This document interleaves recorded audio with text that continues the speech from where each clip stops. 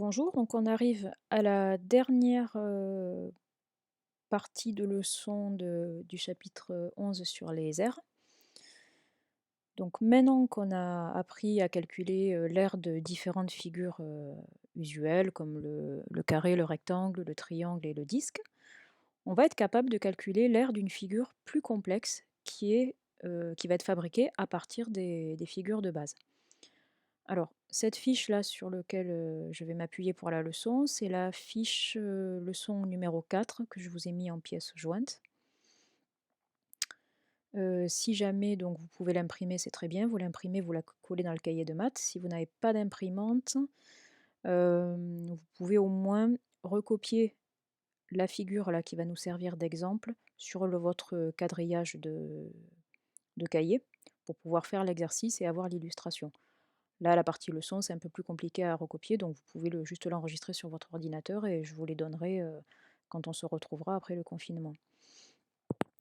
Alors, l'idée, c'est que pour pouvoir calculer l'aire d'une figure un peu plus complète, un peu plus complexe, bon, il y a différentes façons.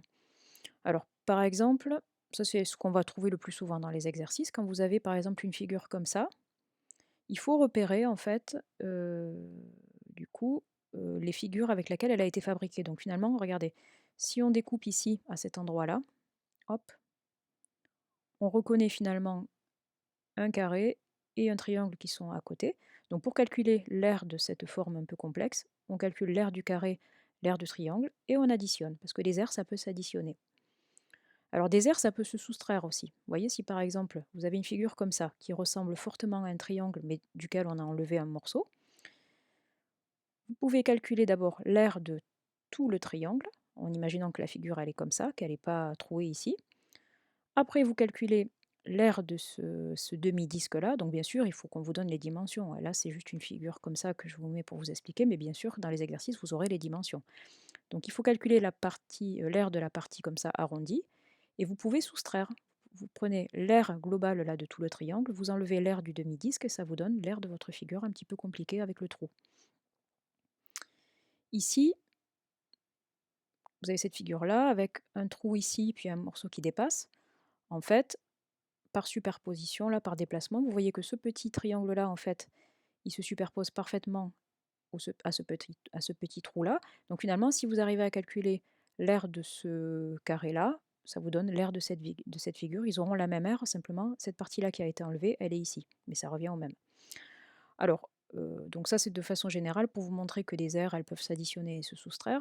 On va voir le type d'exercice que vous avez à faire en sixième, ça va être ce genre de choses. Donc c'est plutôt des situations où vous allez devoir décomposer la figure en plusieurs morceaux, calculer l'aire de chaque morceau et puis additionner après.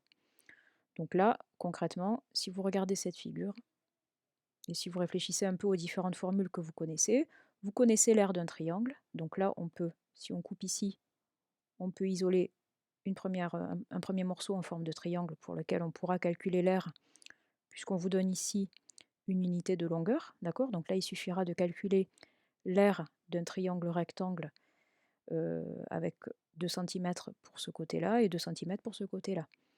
Après, on peut isoler ici un carré de côté 1 cm, donc ça, on sait aussi calculer l'aire. Après, ici, si on découpe, ici, là, avec les 4 carreaux, on a finalement un rectangle de côté 1 cm, enfin de largeur 1 cm et de longueur 4 cm. Et là, la portion qui nous reste ici, eh ben, c'est un demi-disque. Autrement dit, si vous calculez l'aire d'un disque de rayon 1 cm, que vous divisez par 2, ça va vous donner l'aire de cette partie arrondie. Et après, il suffit d'ajouter l'aire du triangle, l'aire du carré, l'aire du rectangle et l'aire du demi-disque, et ça vous donnera l'aire totale de cette figure. Alors, je vais vous recopier les calculs. Ici, on vous dit à 0,01 cm² près. Cette précision-là, on vous la donne parce que ici, comme vous avez un demi-disque, vous allez devoir utiliser pi. Et pour avoir vous allez devoir donner une valeur approchée qui comptera 2 chiffres après la virgule. C'est ça que ça veut dire, hein.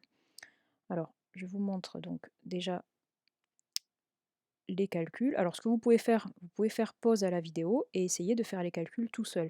C'est bien d'être actif, de réfléchir avant et de regarder la correction après. Bon, si vraiment vous séchez, vous pouvez donc regarder la correction que je vous copie là.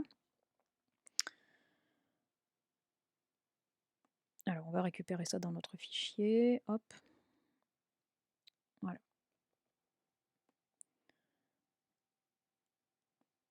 Alors, ici, hop, vous avez du coup la figure redécoupée, comme je vous ai montré tout à l'heure. D'accord?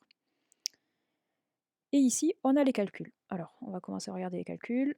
Donc déjà, on s'intéresse ici au triangle rectangle, c'est-à-dire ce petit triangle-là.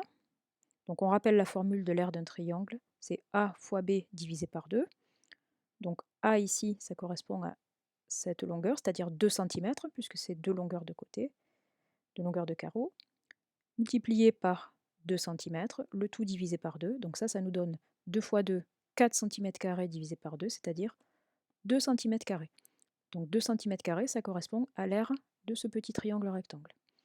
Après, ici, l'aire de ce carré, il a pour côté 1 cm. L'aire d'un carré, c'est le côté multiplié par le côté. Donc avec les valeurs, on fait 1 cm multiplié par 1 cm et ça nous donne 1 cm². Donc ça, c'est l'aire de ce petit carré. Après, on passe à l'aire du demi-disque. Alors, ce demi-disque, c'est donc la moitié d'un disque qui a pour rayon 1 cm. Donc on applique la formule qu'on a vue il n'y a pas très longtemps, pi multiplié par r multiplié par r. Et attention, ici on divise par 2 parce qu'on n'a que la moitié du disque, on n'a pas le disque complet qui dépasse là, on a juste la moitié. Donc on a rajouté ça. Donc on a pi fois 1 cm fois 1 cm, le tout divisé par 2. Et comment on arrive à 1,57? En fait, ce qui a été fait ici, c'est qu'on a donc 1 cm fois 1 cm, ça fait 1 cm², et on remplace pi par, ici, 3,14. Pourquoi 3,14? Parce que ça nous permettra d'avoir deux chiffres après la virgule, et c'est ce qu'on nous demande ici. Vu qu'on veut à 0,01 cm² près, il faut comprendre qu'on veut deux chiffres après la virgule. Donc ici, on prend pi